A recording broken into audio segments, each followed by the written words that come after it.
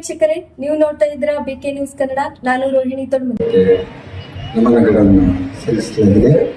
Doctor MB. Patil ಮಾನ್ಯ ಬೃಹತ್ ಮತ್ತು ಮಧ್ಯಮ ಕೈಗಾರಿಕೆ ಹಾಗೂ ಮೂಲ ಸೌಲಭ್ಯ ಅಭಿವೃದ್ಧಿ ಸಚಿವರು, ಕರ್ನಾಟಕ ಸರ್ಕಾರ ಮತ್ತು ವಿಜಯಪುರ ಜಿಲ್ಲಾ ಉಸ್ತುವಾರಿ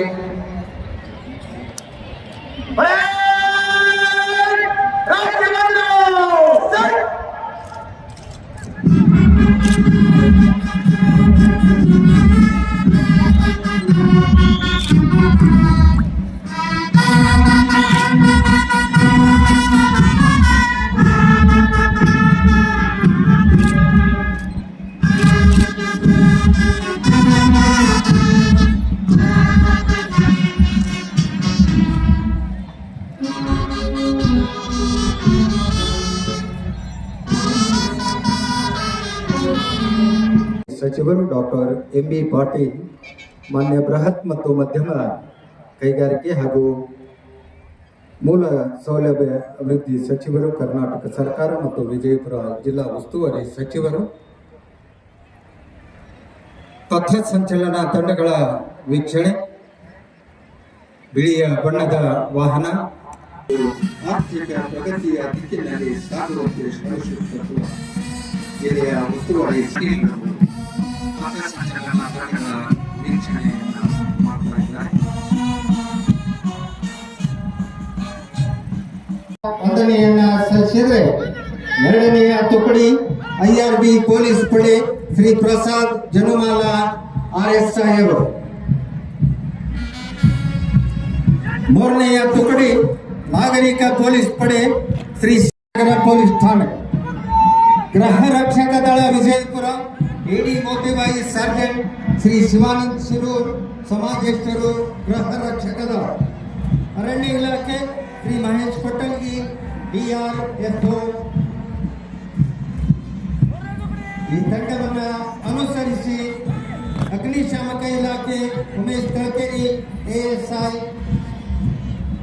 ಸೈನಿಕ ಶಾಲೆ Vijayapura Kumar Raviranjan Kumar, first officer KG Mahesh ಹಾಗೂ ಹವಾಲ್ದಾರ್ ಸತೀಶ್ ಜತ್ತಿ ಅವರ ಮಾರ್ಗದರ್ಶನದಲ್ಲಿ NCC ಹಿರಿಯರ ವಿಭಾಗ ಚೇತನ್ ಮುತ್ತೂರ್, ಹವಾಲ್ದಾರ್ ಲಕ್ಷ್ಮಣ್ ಮಾರ್ಗದರ್ಶನ, ಮಾಜಿ ಸೈನಿಕರು ವಿಜಯಪುರ ಶ್ರೀ ಚಿದಾನಂದ್ ವತ್ಸನ್ ಇವರ ನಾಯಕತ್ವದಲ್ಲಿ ಮಾಜಿ ಸೈನಿಕರ ತಂಡ ಗೌರವ ವಂದನೆಯನ್ನು ಸಲ್ಲಿಸಲಿಕ್ಕೆ ವೇದಿಕೆಯ ಮುಂಭಾಗದಲ್ಲಿ.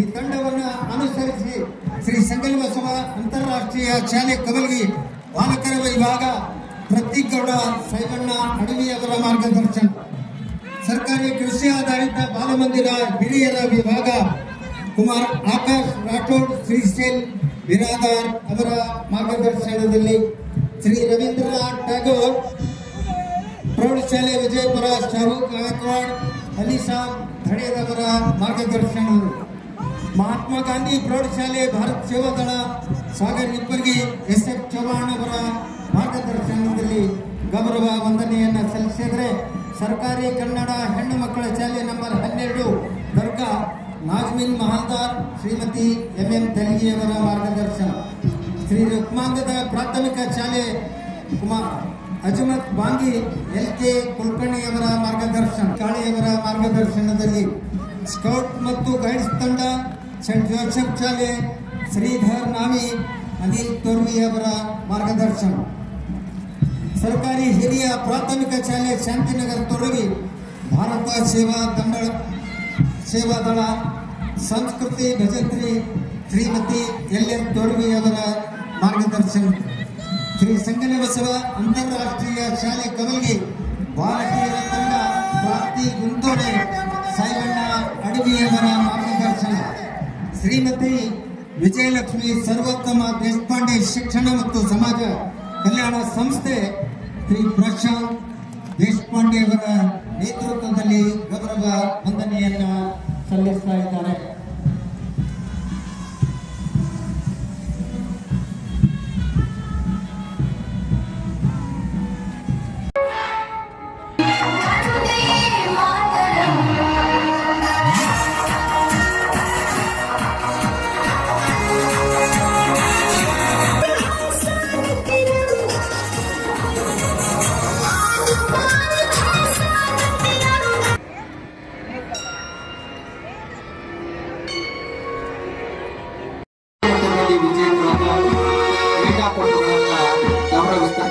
ನಿರ್ಮಾಣಕ್ಕಾಗಿ ಹಂಬಲಿಸಿ ಶ್ರಮಿಸಿದಂತಹ ಭಾರತ ರತ್ನ ಸಂವಿಧಾನ ಶಿಲ್ಪಿ ಡಾಕ್ಟರ್ ಬಾಬಾ ಸಾಹೇಬ್ ಅಂಬೇಡ್ಕರ್ ಕ್ರೀಡಾಂಗಣದಲ್ಲಿ ಜರುಗುತ್ತಿರುವ 76ನೇ ಗಣರಾಜ್ಯೋತ್ಸವ ಸಮಾರಂಭದಲ್ಲಿ ಪಾಲ್ಗೊಂಡಿರುವ ಜಿಲ್ಲೆಯ ಸಮಸ್ತ ಗೌರವರತ ಹಿರಿಯ ನಾಗರಿಕ ಬಂಧುಗಳೇ, ಸ್ವತಂತ್ರ ಸೇನಾನಿಗಳೇ, ಇಂದಿನ ಶುಭ ಸಮಾರಂಭ ಅಧ್ಯಕ್ಷ ವಹಿಸಿರುವ ವಿಜಯಪುರ ನಗರದ ಮಾನ್ಯ ಶಾಸಕರೇ, ಸಂಸತ್ ಸದಸ್ಯರೇ, ಇಲ್ಲಿ ನೆರೆದಿರುವ ಎಲ್ಲ ಗಣ್ಯ ಮಾನ್ಯರೇ, ಮಹಿಳೆಯರೇ, ಮಾತೆಯರೇ, ಸಹೋದರ ಸಹೋದರರೇ, ಮುದ್ದಿನ ಮಕ್ಕಳೇ, ಎಲ್ಲ ಇಲಾಖೆಯ ಅಧಿಕಾರಿಗಳೇ, ನೌಕರ ವರ್ಗದ ಬಂಧುಗಳೇ ಹಾಗೂ ಎಲ್ಲ ಜಿಲ್ಲೆಯ ಜನಪ್ರತಿನಿಧಿಗಳೇ, ಶಾಸಕ ಮಿತ್ರರೇ, ವಿಧಾನ ಪರಿಷತ್ತಿನ ಸ್ನೇಹಿತರೆ, ಮಾಧ್ಯಮದ ಸನ್ಮಿತ್ರರೇ, ತಮ್ಮೆಲ್ಲರಿಗೂ 76ನೇ ಗಣರಾಜ್ಯೋತ್ಸವದ ಶುಭಾಶಯಗಳನ್ನು ಕೋರುತ್ತೇನೆ. 1950ನೇ ಜನವರಿ 26ರಂದು ನಮ್ಮ ರಾಷ್ಟ್ರವು ಪ್ರಜಾಸತ್ತಾತ್ಮಕ ಗಣತಂತ್ರ ವ್ಯವಸ್ಥೆಯನ್ನು ಅಳವಡಿಸಿಕೊಂಡು ಇಂದಿಗೆ 75 ವಸಂತಗಳು ಪೂರೈಸಿ ಇಂದು ನಾವೆಲ್ಲ ಭಾರತೀಯರು 76ನೇ ಗಣರಾಜ್ಯೋತ್ಸವವನ್ನು ದೇಶಾದ್ಯಂತ ಸಂತೋಷ, ಸಂಭ್ರಮ, ಸಡಗರಗಳಿಂದ ಆಚರಿಸುತ್ತಿದ್ದೇವೆ. ಅಷ್ಟಾಂಗ ಮಾರ್ಗದ ಮೂಲಕ ಸತ್ಯ, ಪರಿಶುದ್ಧ, ಪ್ರಾಮಾಣಿಕತೆಯ ಮಹತ್ವವನ್ನು ಸಾರಿದಂಥ ಭಗವಾನ್ ಬುದ್ಧರು ಅನುಭವ ಮಂಟಪದ ಮೂಲಕ ಸಮಾನತೆ ಸಾರಿದ ಅನುಭವಿ ವಿಶ್ವಗುರು ಬಸವಣ್ಣನವರು, the just society is that society in which ascending sons of reverence and descending sons of contempt is dissolved into a certain creation of a compassionate society ಎಂದು ಸಂದೇಶದ ಮೂಲಕ ಶಿಕ್ಷಣ, ಸಂಘಟನೆ ಮತ್ತು ಮಾನವತೆ, ಸಮಾನತೆ, ಪ್ರತಿಯೊಬ್ಬ ಭಾರತೀಯ ನಾಗರಿಕರ ಜನ್ಮಸಿದ್ಧ ಹಕ್ಕನ್ನು ಪ್ರತಿಪಾದಿಸಿದ ದಮನಿತರ ಧ್ವನಿ ಡಾಕ್ಟರ್ ಬಾಬಾ ಸಾಹೇಬ್ ಅಂಬೇಡ್ಕರ್ ಅವರು ಸರ್ವ ಜನಾಂಗದ, ಸರ್ವ ಸಮಾನತೆಯ, ಸಮಷ್ಟಿ ಭಾವದ ಸಮಾಜ ನಿರ್ಮಾಣಕ್ಕಾಗಿ ಹರ್ನಿಸಿ ದುಡಿದು ಭವ್ಯ ಭಾರತದ ಪ್ರಜಾತಾಂತ್ರಿಕ ವ್ಯವಸ್ಥೆಗೆ ಭದ್ರ ಬುನಾದಿಯನ್ನು ಹಾಕಿ ನಮ್ಮೆಲ್ಲರಿಗೂ ಪಾಠಸ್ಮರಣೆಯಾಗಿದ್ದಾರೆ. ಪ್ರಜಾಪ್ರಭುತ್ವ ಎನ್ನುವುದು ಒಂದು ವಿಧದ ಸರ್ಕಾರವಲ್ಲ, ಅದರೊಂದು ರೀತಿಯ ಸಾಮಾಜಿಕ ಸಂಸ್ಥೆ. ಅದು ಜಾತಿ, ಧರ್ಮ, ಭಾಷೆ, ಲಿಂಗ, ಅಂತಸ್ತು ಹಾಗೂ ಪ್ರಾದೇಶಿಕ ಅಸ್ಮಿತೆಗಳನ್ನು ಮೀರಿದ ವಿವಿಧತೆಯಲ್ಲಿ ಏಕತೆಯ ಸಾರುವ ವಿಶಾಲತೆಯನ್ನು ತನ್ನಲ್ಲಿ ಬೆಳೆಸಿಕೊಂಡು ವಿಶ್ವ ಭ್ರಾತೃತ್ವ, ಸಹೋದರತೆ, ಸಮಾನ ಅವಕಾಶಗಳ ಸರ್ವಸಮ್ಮತೆ ಹಾಗೂ ಸಕಲ ಜೀವನ ಸಂಕುಲಕ್ಕೂ ಸದಾ ಒಳಿತನ್ನು ಬಯಸುವ ಒಂದು ವಿಶಿಷ್ಟವಾದ ಕಾನೂನು ಮತ್ತು ಆಡಳಿತ ವ್ಯವಸ್ಥೆಯಾಗಿದೆ. ಆತ್ಮಸಾಕ್ಷಿ ಪ್ರಜೆಗಳ ನಾಗರಿಕ ಸಮುದಾಯ, ಬಲಿಷ್ಠವಾದಂತಹ ವಿರೋಧ ಪಕ್ಷ, ಪಾರದರ್ಶಕತೆಯಿಂದ ಕೂಡಿದ ಸಾರ್ವಜನಿಕ ಆಡಳಿತ, ವರ್ಗರಹಿತ, ವರ್ಣರಹಿತ, ಜಾತಿರಹಿತ, ನೀತಿಯುಕ್ತ ಸಮಾಜ ಹಾಗೂ ಬಲಿಷ್ಠವಾದ ಕಾನೂನು ವ್ಯವಸ್ಥೆಗಳು ಆದರ್ಶ ಪ್ರಜಾಸತ್ತಾತ್ಮಕ ವ್ಯವಸ್ಥೆಯ ಧನಾತ್ಮಕ ಸಂಕೇತಗಳಾಗಿವೆ. ಇವನಾರನೆಂದೆನಿಸಿದರೆ ಇವ ನಮ್ಮವ, ನಮ್ಮವನೆಂದಿಸಿದರೆ ಮನೆಯ ಮಗನೆನಿಸೆಯ.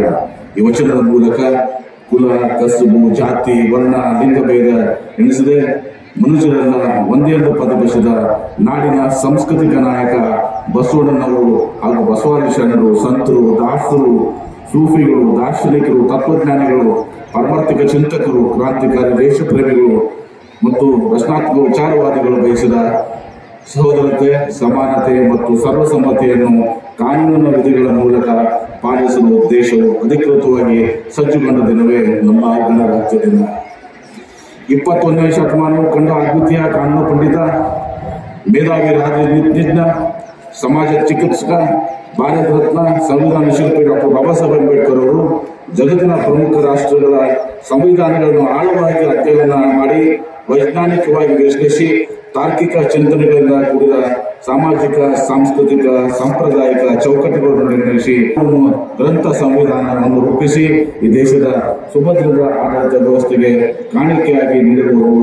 ಅದಕ್ಕಾಗಿ ಅವರಿಗೆ ಮನಪೂರ್ವಕವಾದ ಗೌರವವನ್ನು ಅರ್ಪಿಸಲು ನಮಗೆ ಹೆಮ್ಮೆನಿಸುತ್ತದೆ.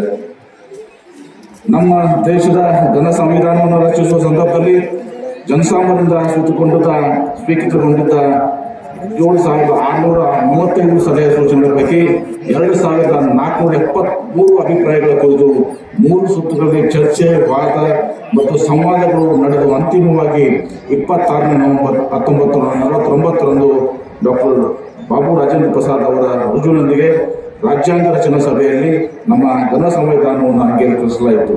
ಈ ಮಹಾನುತ ಕಾರ್ಯದಲ್ಲಿ ಪ್ರತ್ಯಕ್ಷವಾಗಿ ಮತ್ತು ಪರೋಕ್ಷವಾಗಿ ಭಾಗವಹಿಸಿ ವೈಚಾರಿಕ ಕಾಣಿಕೆ ನೀಡಿದಂತಹ ಪಂಡಿತ್ ಜವಾಹರ್ಲಾಲ್ ನೆಹರು, ಸರ್ದಾರ್ ವಲ್ಲಭಭಾಯ್ ಪಟೇಲ್, ಅಬ್ದುಲ್ ಕಲಾಂ ಆಜಾದ್, ವಿಜಯಲಕ್ಷ್ಮಿ ಪಂಡಿತ್, ಸರೋಜಿನಿ ನಾಯ್ಡು, ಸುಚೇತಾ ಕೃಪಲಾನಿ, ಕನ್ನಡಿಗ ಬೆಂಗಲ್ ನರಸಿಂಹರಾವ್, ಶ್ರೀಮತಿ ಹಂಸ್ ಮೆಹ್ತಾ, ಶ್ರೀಮತಿ ರಾಜ್ಕುಮಾರ ಮುದ್ಕರ್, ಟಿ ಕೃಷ್ಣಾಚಾರಿ, ಅಲ್ಲಾಡಿ ಕೃಷ್ಣಸ್ವಾಮಿ ಅಯ್ಯರ್, ಕೆ ಮುನ್ಷಿ, ಗೋಪಾಲ್ ಸ್ವಾಮಿ ಅಯ್ಯಂಗರ್, ಎನ್ ಕುಂಜು, ಎಚ್.ಎಸ್. ಗೌಡ್, ಕವಿಶಾ ಮತ್ತು ಸಚ್ಚಿದಾನಂದ ಸಿನ್ಹಾ, ಡಾಕ್ಟರ್ ಸಚ್ಚಿದಾನಂದ ಸಿನ್ಹಾ ಮುಂತಾದವರು ಈ ವೇದಿಕೆಯ ಮೂಲಕ ಅವರೆಲ್ಲರಿಗೂ ಕೂಡ ಗೌರವವನ್ನು ಅರ್ಪಿಸುತ್ತೇವೆ.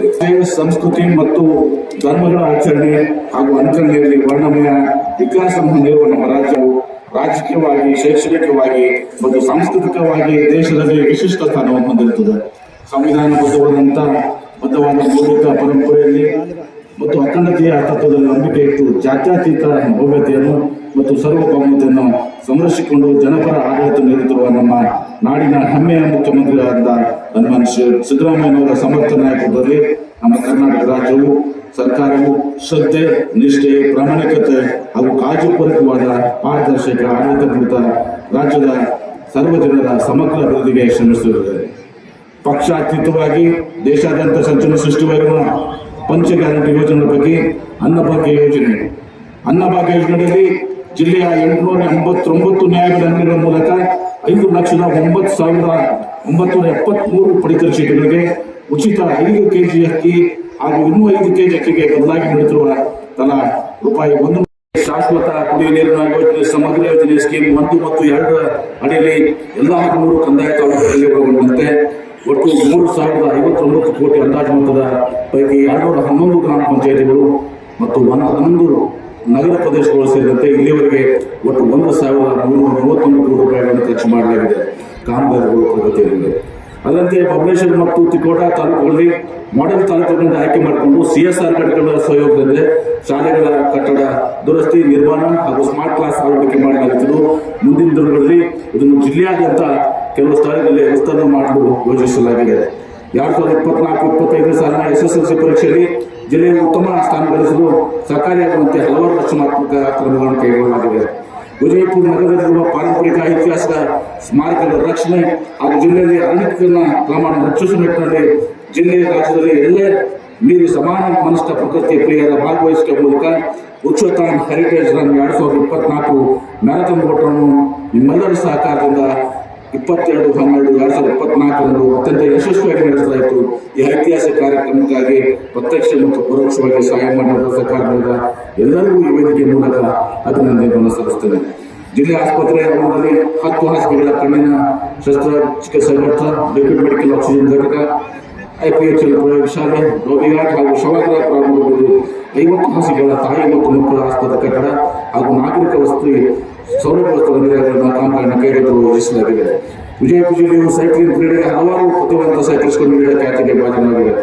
ಯುವ ಸಬಲೀಕರಣ ಮತ್ತು ಕ್ರೀಡಾ ಇಲಾಖೆ, ಕರ್ನಾಟಕ ಒಲಿಂಪಿಕ್ ಸಂಸ್ಥೆ ಹಾಗೂ ದಕ್ಷಿಣ ಕನ್ನಡ ಉಡುಪಿ ಜಿಲ್ಲೆಯ ಸಂಯುಕ್ತ ರಾಷ್ಟ್ರದಲ್ಲಿ ಜಿಲ್ಲೆಯ ಪುರುಷರು ಮತ್ತು ಮಹಿಳೆಯರ ಟೈಮ್ ಟ್ರಯಲ್ ತಂಡದಲ್ಲಿ ವಿಜಯಪುರ ಜಿಲ್ಲಾ ಚಾಂಪಿಯನ್ ಆಗಿ ಹೊರಹೊಮ್ಮುತ್ತಿರುತ್ತದೆ. ಮಹಿಳೆಯರ 30 ಕಿಲೋಮೀಟರ್ ಮಾಸ್ ಟ್ರ್ಯಾಕ್ ವಿಭಾಗದಲ್ಲಿ ಜಿಲ್ಲೆಯ ಪಾಯಲ್ ಚೌಹಾಣ್ ಪ್ರಥಮ ಸ್ಥಾನ ಪಡೆದಿರುತ್ತದೆ. ಎಲ್ಲ ಆಟಗಾರರು ಹಾಗೂ ತಂಡಗಳಿಗೆ ಸಂಬಂಧಿಸಿದ ಅಧಿಕಾರಿ ಹಾಗೂ ಸಿಬ್ಬಂದಿಗಳು ಅಭಿನಂದಿಸುತ್ತೇವೆ. ಜಿಲ್ಲೆಯ ಕ್ರೀಡಾಪಟುಗಳು ರಾಷ್ಟ್ರ ಮತ್ತು ರಾಜ್ಯ ಮಟ್ಟದಲ್ಲಿ ನಡೆಸಿದ ಸೈಕ್ಲಿಂಗ್, ಕರಾಟೆ, ಭಾರಿ ಎತ್ತುವ ಸ್ಪರ್ಧೆ, ಜುಡೋ, ಟೈಕ್ವಾಂಡೋ, ಅಥ್ಲೆಟಿಕ್, ಯೋಗಾಸನ, aerobics, gymnastic, polo, kho kho, volleyball ಕ್ರೀಡೆ ಭಾಗವಹಿಸಿ ರಾಜ್ಯ ಮತ್ತು ರಾಷ್ಟ್ರ ಮಟ್ಟದ ಪ್ರಶಸ್ತಿ ಪಡೆದ ಜಿಲ್ಲೆ 28 ಕ್ರೀಡಾ ಸಾಧಕರಿಗೆ ಸನ್ಮಾನ ಮಾಡುತ್ತಿರುವುದು ಅತೀವ ಸಂತೋಷ ಹಾಗೂ ಹೆಮ್ಮೆಯ ವಿಷಯವಾಗಿದೆ. ಮುದ್ದೇಬಾಳೆ ತಾಲೂಕಿನ ಬಿದರಕುಂದಿ ಗ್ರಾಮದ 10 ಎಕರೆ ಸಮೀಪದ 203 ಲಕ್ಷ ರೂಪಾಯಿಗಳ ಅನುದಾನದೊಂದಿಗೆ ತಾಲೂಕು ಕ್ರೀಡಾಂಗಣಗಳನ್ನು ಕೈಗೊಳ್ಳಲಾಗಿದೆ. ಉತ್ನಾಳ ಗ್ರಾಮದ 8 ಎಕರೆ 10 ಗುಂಟೆ ನಿವೇಶನದಲ್ಲಿ 735 ಲಕ್ಷ ರೂಪಾಯಿಗಳ ವೆಚ್ಚದಲ್ಲಿ ನಿರ್ಮಾಣಗೊಳ್ಳುತ್ತಿರುವ ಸೈಕ್ಲಿಂಗ್ ಕಾಮಗಾರಿಗಳು 90% ಪೂರ್ಣಗೊಂಡಿದೆ. ವಿಜಯಪುರ ನಗರದ ಗಗಲ್ಮಾನ್ ಕಂದಕದಲ್ಲಿ ಲ್ಯಾಂಡ್ಸ್ಕೇಪಿಂಗ್, ಬೋಟಿಂಗ್ ಬೋಟಿಂಗ್ ಅಭಿವೃದ್ಧಿಪಡಿಸಲು ಪ್ರವಾಸೋದ್ಯಮ ಇಲಾಖೆಯಿಂದ 150 ಲಕ್ಷ ರೂಪಾಯಿಗಳ ಅನುದಾನಕ್ಕೆ ಮಂಜೂರಾತಿ ನೀಡಲಾಗಿದೆ. ಅದರಂತೆ ಆನಂದ ಮಹಲ್ ಹಾಗೂ ಸುತ್ತಮುತ್ತಲಿನ ಪ್ರದೇಶದಲ್ಲಿ ಆಂಪಿಥಿಯೇಟರ್, ಲ್ಯಾಂಡ್ಸ್ಕೇಪಿಂಗ್ ಮತ್ತು ಫುಡ್ ಕೋರ್ಟ್ ಹಾಗೂ ಇನ್ನಿತರ ಸೌಲಭ್ಯಗಳನ್ನು ಒದಗಿಸಲು ಅಂದಾಜು ಮೊತ್ತ 223 ಲಕ್ಷ ರೂಪಾಯಿಗಳ ವಿಸ್ತೃತ ಯೋಜನಾ ಸಿದ್ಧಪಡಿಸಿ ಅನುಮೋದನೆಗಾಗಿ ಪ್ರಸ್ತಾವನೆ ಸಲ್ಲಿಸಲಾಗಿದೆ.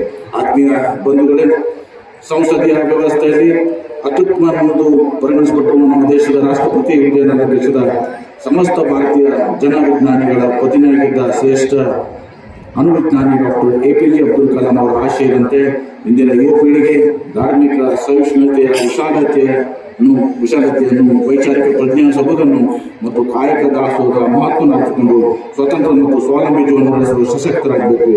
ದೇಶದ ಕಾನೂನು ಮತ್ತು ಸುವ್ಯವಸ್ಥೆಗೆ ಬಂದು ಬಾರದಂತೆ ಸಂವಿಧಾನದ ಚೌಕಟ್ಟಿನಲ್ಲಿ ಹಕ್ಕು ಮತ್ತು ಕರ್ತವ್ಯ ನಿರ್ವಹಿಸಬೇಕು ಹಾಗೂ ದೇಶದ ಶೈಕ್ಷಣಿಕ, ವೈಜ್ಞಾನಿಕ, ಆರ್ಥಿಕ, ಸಾಮಾಜಿಕ, ಸಾಂಸ್ಕೃತಿಕ, ಸಾಹಿತ್ಯಿಕ ಹಾಗೂ ಚಾರಿತ್ರಿಕ ಕ್ಷೇತ್ರದಲ್ಲಿ ಸೂಕ್ತವಾದ ಕೊಡುಗೆಗಳನ್ನು ನಿರಂತರವಾಗಿ ಕೊಡಬೇಕೆಂದು ಸಾಂದರ್ಭಿಕ ಅವಶ್ಯಕತೆ ಎಂದು ನಾನು ಬಲವಾಗಿ ನಂಬಿದ್ದೇನೆ.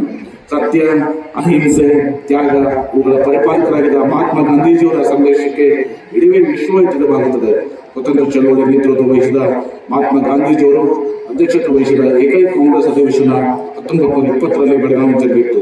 ಬೆಳಗಾವಿಯಲ್ಲಿ ಗಾಂಧೀಜಿಯವರ ಅಧ್ಯಕ್ಷತೆಯ ಅಧಿವೇಶನ 100 ವರ್ಷ ತುಂಬಿದ ಹಿನ್ನೆಲೆಯಲ್ಲಿ ಗಾಂಧಿ ಭಾರತ ವಿಶೇಷ ಕಾರ್ಯಕ್ರಮ ಎಲ್ಲೆಡೆ ಆಯೋಜಿಸಲಾಗಿದೆ. ಜಿಲ್ಲೆಯ ಪ್ರತಿಯೊಬ್ಬ ನಾಗರಿಕರು ಕೂಡ ಕಾಯ, ವಾಚ, ಮನಸ ಸಮರ್ಪಣಾ ಮನೋಭಾವದಿಂದ ಒಗ್ಗೂಡಿ ದುಡಿದು ನಮ್ಮ ಜಿಲ್ಲೆಯನ್ನು ನಿರಂತರವಾಗಿ ಸರ್ವಾಂಗೀಣ ಅಭಿವೃದ್ಧಿ ಪಥದಲ್ಲಿ ತೆಗೆದುಕೊಂಡು ಹೋಗಲು ಹಗಲು ಶ್ರಮಿಸಬೇಕೆಂದು ಕಳಕಳಿಯಿಂದ ಕೋರುತ್ತೇನೆ. 76ನೇ ಗಣರಾಜ್ಯೋತ್ಸವದ ಭವ್ಯ ಸಮಾರಂಭದಲ್ಲಿ ಪಾಲ್ಗೊಂಡಿರುವ ಎಲ್ಲ ಗೌರವಾನ್ವಿತ ಗಣ್ಯಮಾನ್ಯರಿಗೂ, ಮಹನೀಯರಿಗೂ, ತಾಯಂದಿರಿಗೂ, ನಾಗರಿಕರಿಗೂ, ಹಿರಿಯ ಯುವ ಸಹೋದರ ಸಹೋದರಿಗೂ, ಮುದ್ದಿನ ಮಕ್ಕಳಿಗೂ, ನೌಕರ ಬಂಧುಗಳಿಗೂ ಹಾಗೂ ಮಾಧ್ಯಮ ಮಿತ್ರರಿಗೂ ಮತ್ತೊಮ್ಮೆ ಗಣರಾಜ್ಯೋತ್ಸವದ ದಿನಾಚರಣೆಯ ಶುಭಾಶಯಗಳ ವಿಷಯಗಳನ್ನು ಮಾತನಾಡಬೇಕು. ಜೈ ಹಿಂದ್, ಜೈ ಕರ್ನಾಟಕ. 19 ಮತ್ತು 6 ಎಕರೆ ಕೈಗಾರಿಕಾ ಪ್ರದೇಶಗಳು ಬದಲಾಗುತ್ತಿದೆ. KIB ಹರಿಯಾಬಾದ್ ಅಂತ 3 ಹೊಸ ಕೈಗಾರಿಕಾ ಪ್ರದೇಶ ಸ್ಥಾಪನೆಗಾಗಿ 1870 ಎಕರೆ ಜಮೀನ ಸ್ವಾಧೀನಪಡಿಸಿಕೊಳ್ಳುವ ಪ್ರಕ್ರಿಯೆ ಪ್ರಗತಿಯಲ್ಲಿದೆ. ಮೂಲಗಳ ಅಂತ್ಯೋದಯ ವ್ಯಾಪ್ತಿಯ 300 ಎಕರೆ ಪ್ರದೇಶದಲ್ಲಿ KIB ವತಿಯಿಂದ ಉತ್ಪಾದನಾ ಕ್ಲಸ್ಟರ್ಗಳನ್ನು ಪ್ರಾರಂಭಿಸುತ್ತಿರುವ ನಿಟ್ಟಿನಲ್ಲಿ ಸಿದ್ಧತೆಗಳು ಬರದಿಂದ ಸಾಗುತ್ತಿವೆ. ಸಾರ್ವಜನಿಕ ವಲಯದ ಪ್ರತಿಷ್ಠಿತ ಉದ್ಯಮವಾದಂಥ ಕರ್ನಾಟಕ ಸೋಪ್ ಮತ್ತು ಡಿಟರ್ಜೆಂಟ್ ಲಿಮಿಟೆಡ್ KSTL ಸಂಸ್ಥೆಯು ಒಂದು ಕಾರ್ಯಕ್ರಮವನ್ನು ನಾವು ವಿಜಯಪುರದಲ್ಲಿ ಪ್ರಾರಂಭಿಸಲಿದ್ದೇವೆ. ಇದೇ ಜನವರಿ 11ರಿಂದ ನಡೆದ KSTL ಸ್ಥಾಪನಾ ಮೇಳದಲ್ಲಿ ನಾನು ಘೋಷಿಸುವಂತೆ ಯೋಜನೆಯಾಗಿ ಇಟ್ಟಂಗಿ ರಸ್ತೆಯಲ್ಲಿ ಕನಿಷ್ಠ 10 ಎಕರೆ ಜಮೀನನ್ನು ಕೊಡಲಾಗುವುದು. ಇದರಿಂದ 400ಕ್ಕೂ ಹೆಚ್ಚು ಉದ್ಯೋಗಗಳು ಸೃಷ್ಟಿಯಾಗಿವೆ. ಇದರಿಂದ KSTL ಉತ್ಪನ್ನಗಳಿಗೆ ನೇರ ಮಹಾರಾಷ್ಟ್ರದಲ್ಲಿ ಮಾರ್ಕೆಟ್ ಲಭ್ಯವಾಗಿದೆ. ಇತ್ತೀಚೆಗೆ ವಿಜಯಪುರದಲ್ಲಿ ನಡೆದ ಸ್ಥಾಪನಾ ಮೇಳದಲ್ಲಿ 42 ಲಕ್ಷ ರೂಪಾಯಿ ವಹಿವಾಟು ನಡೆಸಿದ್ದು ಇದುವರೆಗೆ ಎಲ್ಲ ಮೇಳಗಳಲ್ಲಿ ಹೆಚ್ಚಿನ ವಹಿವಾಟು ನಡೆದು ದಾಖಲೆಯಾಗಿದೆ. ವಿಜಯಪುರ ಈಗ ಕೃಷಿ ಮತ್ತು ತೋಟಗಾರಿಕೆಗೆ ಪ್ರಸಿದ್ಧವಾಗಿದೆ. ಇದನ್ನು ಕೈಗಾರಿಕಾ ಸಂಸ್ಕೃತಿಯ ಜಿಲ್ಲೆಯನ್ನಾಗಿಸಿ ಮಾಡಬೇಕೆಂದು ಸರ್ಕಾರ ಸಂಕಲ್ಪವಾಗಿದೆ.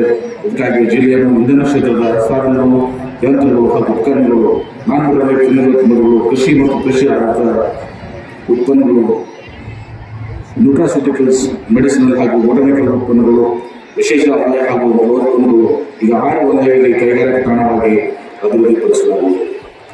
ಜೊತೆಗೆ ಗುಣಮಟ್ಟ ಹಂತದಲ್ಲಿ KIB ವ್ಯಾಪ್ತಿಯಲ್ಲಿ ಉತ್ಪಾದನಾ ಕ್ಲಸ್ಟರ್ ಸ್ಥಾಪನೆಗೆ ಕ್ರಮ ವಹಿಸಲಾಗುವುದು. ಮುಖ್ಯವಾಗಿ ಪವನ ಮತ್ತು ಸೌರ ವಿದ್ಯುತ್ ಉತ್ಪಾದನೆಗೆ ಸೂಕ್ತವಾಗಿರುವ ನಮ್ಮ ಜಿಲ್ಲೆಯನ್ನು ಇವೆರಡೂ ವಲಯಗಳಲ್ಲಿ ಉದಯೋನ್ಮುಖ ಕೇಂದ್ರವನ್ನಾಗಿ ಅಭಿವೃದ್ಧಿಪಡಿಸಲಾಗುವುದು.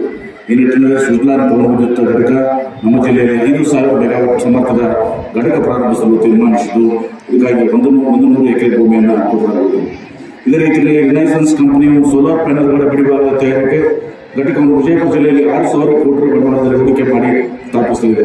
ಇದು ಮುಂದಿನ ದಿನಗಳಲ್ಲಿ 20,000 ಮೆಗಾವಾಟ್ ಮಟ್ಟವನ್ನು ಮುಟ್ಟಲಿದ್ದು, ಇದರ ಗರಿಷ್ಠ 3,000 ಉದ್ಯೋಗ ಸೃಷ್ಟಿಯಾಗಲಿದೆ. ಐತಿಹಾಸಿಕ ಮಮದಾಪುರ ಕೆರೆಯನ್ನು CSR ಕುಕ್ಕಮಡಿ 1 ಕೋಟಿ ವೆಚ್ಚದಲ್ಲಿ ಆಕರ್ಷಕ ತಾಣವಾಗಿ ಅಭಿವೃದ್ಧಿಪಡಿಸಲಾಗುವುದು.